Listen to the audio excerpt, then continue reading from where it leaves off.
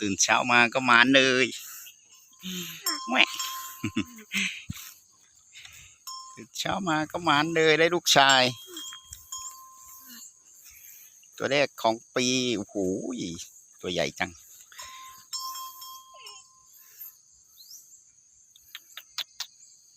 อ๋อถูก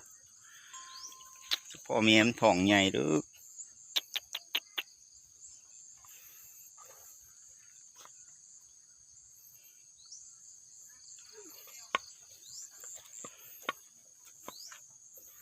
ตัวเบลอเลย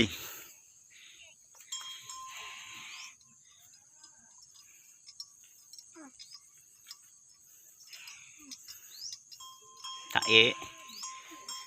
ลูกชายอยากได้ลูกชายพอดีเลย